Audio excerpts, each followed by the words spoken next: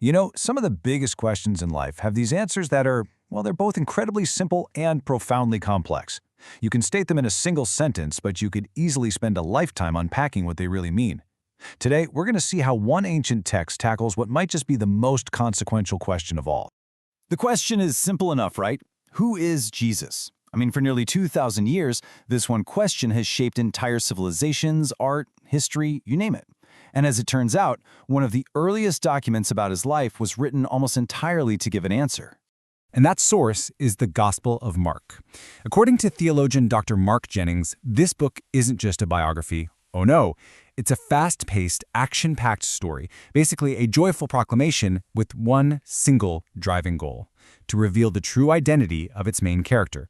So let's get this straight. Every character, every single miracle, every conflict in this story, it all points back to that one big question. From his own disciples to the religious leaders, everyone is forced to react to this person, Jesus. And in doing so, they end up revealing another piece of the puzzle. But here's the thing, Mark's answer is a total paradox. He shows us Jesus as the stronger one, a figure with just undeniable raw power.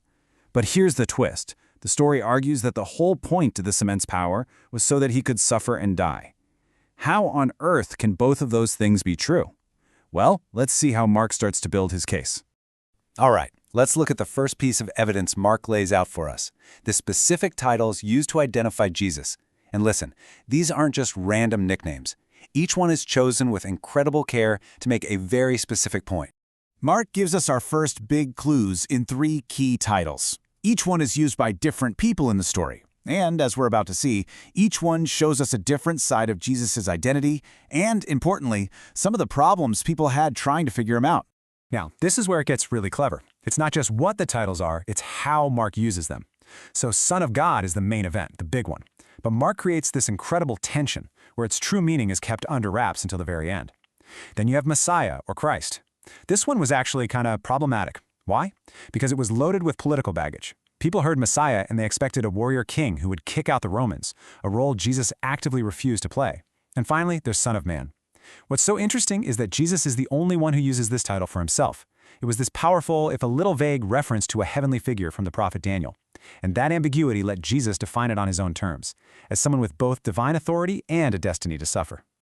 But Mark doesn't just rely on titles. He knows talk is cheap. He shifts from what Jesus is called to what Jesus does. Our source calls this enacted Christology, which is really just a fancy way of saying show, don't tell. His identity is revealed through his actions. First up, Mark shows us Jesus' absolute authority over the demonic world. I mean, with just a single word, he commands spirits and, boom, they obey. Instantly. There's no fight, no elaborate ritual, just pure, immediate authority that leaves everyone speechless. Then Mark kicks it up a notch. Jesus shows authority over nature itself. He calms a raging storm with a command. He walks on water.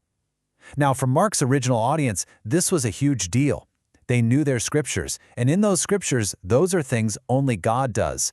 So this isn't just some cool trick, it's a claim to divine power. He also shows his authority over the very things that make us human and frail, sickness and death. He heals diseases that were basically a death sentence back then. He even brings a little girl back from the dead. These weren't just random acts of kindness. They were seen as signs that he had the power to undo the brokenness of the world itself. And finally, he demonstrates a really shocking authority over religious law.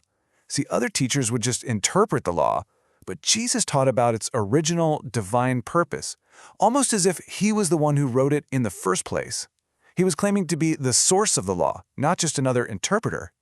So Mark has spent the first half of this entire story building this incredible picture of a person with immense, unprecedented power. And just when you think you've got this guy figured out, he pulls the rug right out from under you. He introduces the central paradox of the whole story. So let's just recap for a second. At this point in the story, Jesus has shown that he has the power to command demons, forgive sins, heal the incurable, control the weather, and even raise the dead. He is, without a doubt, the stronger one. And then he says this. And just like that, everything changes. All that power is completely reframed. Jesus declares that the Son of Man, this powerful, authoritative figure, must suffer and must be killed. Did you catch that word, must? This isn't a tragic accident. This isn't a plan gone wrong. It's a necessity. Our source calls this the divine must. The idea here is that Jesus' death isn't a failure of his power, but the ultimate purpose of it. It's a predetermined part of a divine plan. But a plan for what? Well, Mark gives us one very specific, very important word to explain why this had to happen. That word is ransom. A ransom is the price you pay to set a captive free. It's an act of liberation that comes at a really high cost. And this just connects all the dots. Jesus says he came to give his life as a ransom. So his death isn't a defeat. According to Mark, it's a purposeful, liberating act, an exchange designed to buy freedom from many others. Okay, this brings us to the climax of the entire story. This is where all these threads, the mysterious titles, the incredible power, the necessary suffering, the idea of a ransom, it all comes together. For Mark, the cross isn't the tragic ending, it's the whole point. Mark actually frames the crucifixion not as a failure, but as a victory. Our source goes so far as to call it the coronation moment of Jesus. Think about that. It's the place where the paradox of the stronger one who suffered is finally resolved and his true identity is put on full display for the world to see. And who is it that finally gets it? Who finally speaks the answer to Mark's question from the very beginning? It's not one of his followers. It's not a religious leader. It's a Roman centurion, a hardened soldier, who watching Jesus die this agonizing death declares, "Surely this man was the Son of God." And that's the answer. That's the punchline of the whole book. For Mark, you simply can't understand Jesus' power without his suffering. You can't grasp his identity as the Son of God without the cross. His divine strength isn't revealed in spite of his weakness, but through it. So Mark's answer is this incredible paradox. A king whose coronation is his execution. A hero whose victory is his surrender. A life given as a ransom. And it leaves us with a question that still echoes today. If ultimate power is revealed through ultimate weakness, what does that mean for our own understanding of strength?